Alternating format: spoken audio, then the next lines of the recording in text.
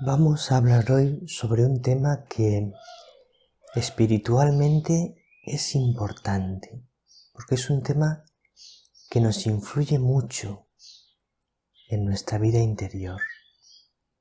Vamos a hablar sobre cómo juzga Dios, cómo nos juzga Dios, cómo nos juzga Dios en esta vida, cómo nos juzgará Dios cuando nos muramos.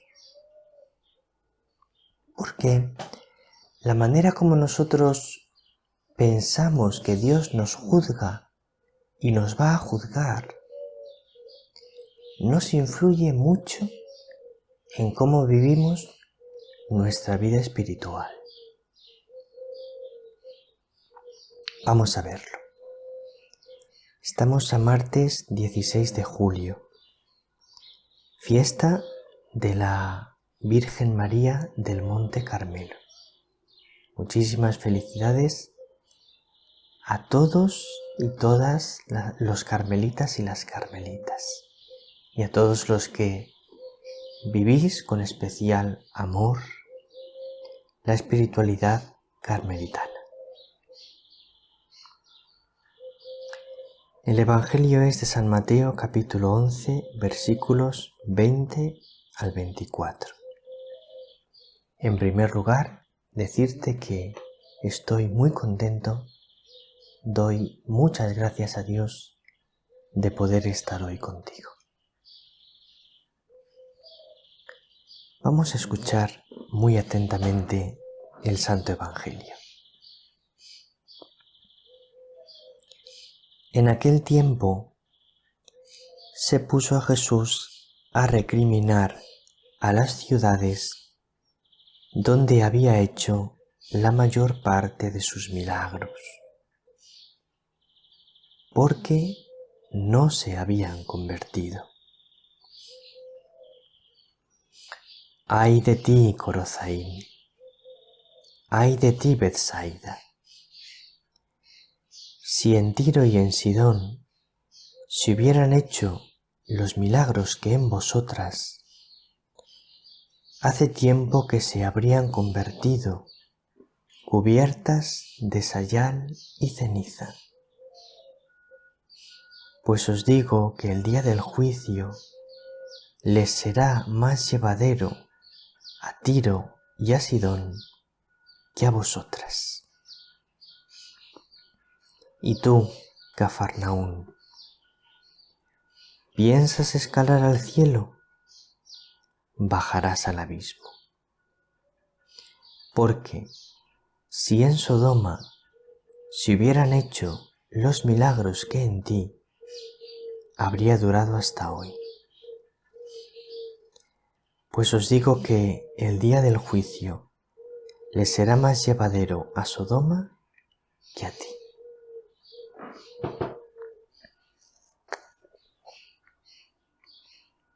Ya vemos las palabras de Jesús en el Evangelio de hoy, que son palabras duras. Entonces, si nos quedásemos solo con estas palabras, diríamos, pues el juicio de Dios va a ser duro. Pero es que el Evangelio contiene otras palabras sobre el juicio de Dios. No nos podemos quedar solo con estas palabras. Tenemos que ver todas las palabras de Jesús y todos los hechos de Jesús acerca del juicio de Dios para hacernos una idea exacta. A veces los seres humanos tendemos a llegar a una conclusión, a hacernos una impresión sobre algo, quedándonos solo con unas pocas informaciones. Por ejemplo, escucho una cosa de una persona y ya con eso me hago mi juicio de la persona. Escucho una cosa sobre una situación y ya con eso me hago mi juicio de la situación. Y muchas veces, por esto, tenemos grandes equivocaciones. Para llegar a obtener una conclusión sobre algo, es bueno siempre que procures tener un conocimiento amplio del asunto, porque entonces podrás juzgar mucho mejor. Si tú, por ejemplo, para conocer a Jesús te quedas solo con una parte del Evangelio, no le conocerás bien. Tienes que tomar todo el Evangelio para conocerle bien. Y tienes que aceptar del Evangelio las partes que te gustan más y las partes que te gustan menos. Entonces, si aceptas todo el Evangelio, entonces será cuando de verdad sigas a Jesús, cuando aceptes todo lo que dice, no solo una parte. Lo mismo con María y lo mismo con las personas. A veces queremos quedarnos solo con una parte de las personas, la parte que me gusta.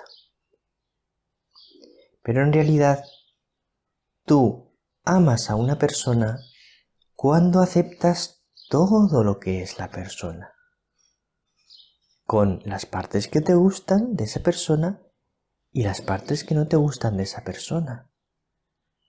Todas las personas, todas, van a tener cosas que te gusten y cosas que no te gusten, porque las personas no somos perfectas. Entonces, para amar a la persona, tienes que aceptar toda su realidad. Cuando dos personas hayan discutido y tú intentes ayudarlas para reconciliarse o intentes ayudarlas para tener una visión verdadera de lo que ha pasado y poder arreglarlo, procura no escuchar solo una parte. Para conocer mejor las cosas es mejor, cuando dos personas no se pongan de acuerdo, escuchar a las dos partes. Antes de hacerte una opinión, escucha a las dos partes. Bueno, entonces estábamos hablando del juicio de Dios. Decíamos que si nos quedamos solo con el Evangelio de hoy, parece que el juicio de Dios es duro. Ahora bien, no nos podemos quedar solo con esa parte, porque hay otra parte muy importante. Por ejemplo,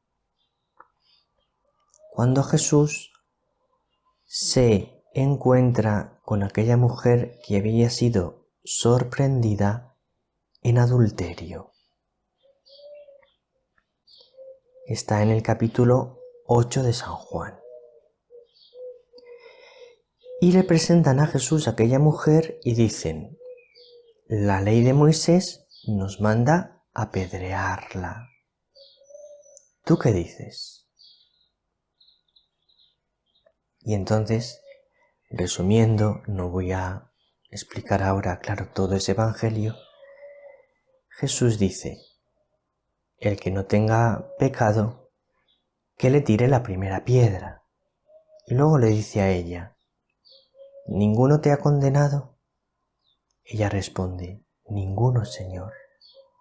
Y Jesús le dice: tampoco yo te condeno. Vete y en adelante no peques más. Si nos quedamos con esta página del Evangelio, el juicio de Dios es de gran misericordia. Pero todavía hay un paso más, que es la escena más importante para comprender cómo es el juicio de Dios. La más importante, no la única. Como te he dicho antes, no te quedes solo con una parte del Evangelio. Tienes que quedarte con todo. Pero hay una escena que es especialmente importante para conocer cómo es el juicio de Dios, que es esta escena. La escena de la cruz. Veis que con cierta frecuencia cuando os explico el Evangelio, tomo en mis manos el crucifijo. Y no lo hago por casualidad, lo hago con plena intención. ¿Por qué? Pues porque mirar el crucifijo, mirar a Jesús en la cruz, es una de las cosas que más bien hacen a nuestra alma y a nuestra vida espiritual. Porque mirar a Jesús en la cruz es donde nosotros aprendemos mejor hasta dónde llega el amor de Dios, hasta dónde llega la misericordia de Dios. Es donde aprendo mejor cómo me ama a mí Dios, Padre, Hijo y Espíritu Santo. Y es la mejor escuela donde aprendo yo a amar. ¿Cómo tengo que amar? ¿Qué es amar? Bueno, pues si nosotros miramos el crucifijo, Jesús dijo en la cruz, Padre, perdónales, porque no saben lo que hacen. Y eso lo dijo de aquellos que estaban cometiendo el pecado más grave, que era matar al Hijo de Dios. Entonces esto nos ayuda a comprender cómo es el juicio de Dios. Te aconsejo muchísimo que tengas un hermoso crucifijo en tu casa, que lo tomes frecuentemente en tus manos y que ores contemplándolo, que lo beses, que le des las gracias.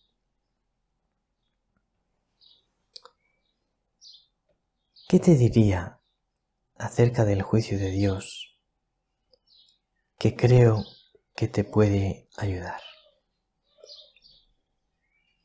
Te diría que la actitud de Jesús con respecto a hablar a las personas del juicio de Dios tiene dos facetas, tiene dos vertientes. Cuando Jesús ve a las personas en una postura de soberbia y de que no quieren convertirse, les dice a esas personas, atención, cuidado, que el juicio de Dios será severo.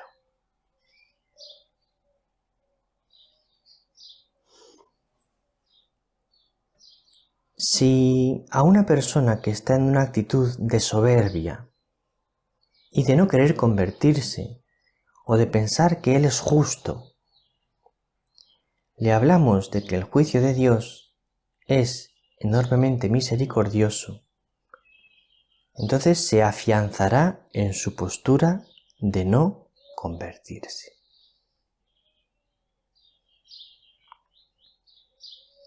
Cuando Jesús se encuentra con personas que se saben, se sienten muy pecadoras, y esto les genera un profundo dolor y preocupación,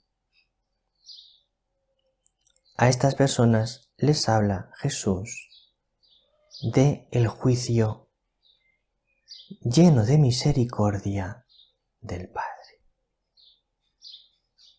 Les dice, no temas. Grandísimo es el amor de mi Padre. Por ejemplo, al buen ladrón en la cruz.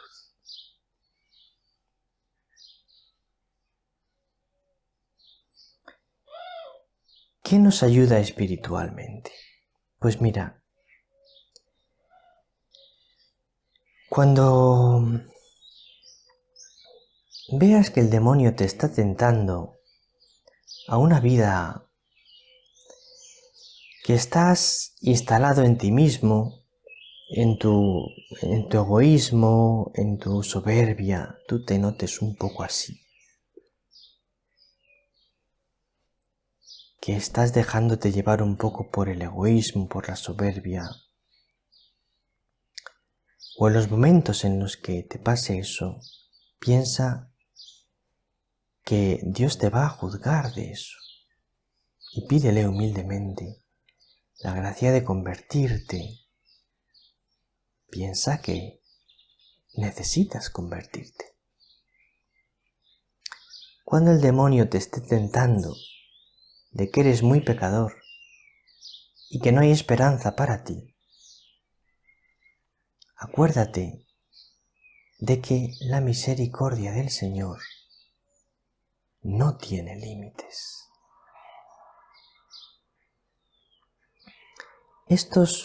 Ir barajando estas dos cosas es lo que nos ayuda en la vida espiritual. No nos hace bien ni pensar, Dios todo lo perdona, así, en general, y ya está. Dios todo lo perdona y ya no pienso nada más. Esto no nos hace bien espiritualmente.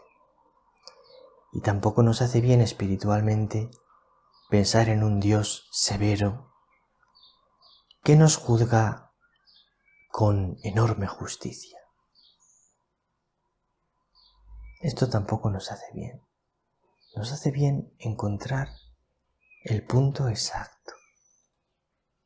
Que el juicio de Dios es a la vez justo y misericordioso. Nos hace bien en nuestra vida espiritual encontrar el punto en el que cada día nos esforzamos sinceramente por convertirnos y nos esforzamos de todo corazón, pero al mismo tiempo confiamos profundamente en la misericordia del Señor. Quien mejor nos enseña a encontrar esta sabiduría espiritual es María. Por eso, que ella, en este día de la Virgen del Carmen, que ella sea siempre nuestra maestra espiritual. Un abrazo muy grande, querida alma contemplativa. El Señor te bendiga, María te bendiga.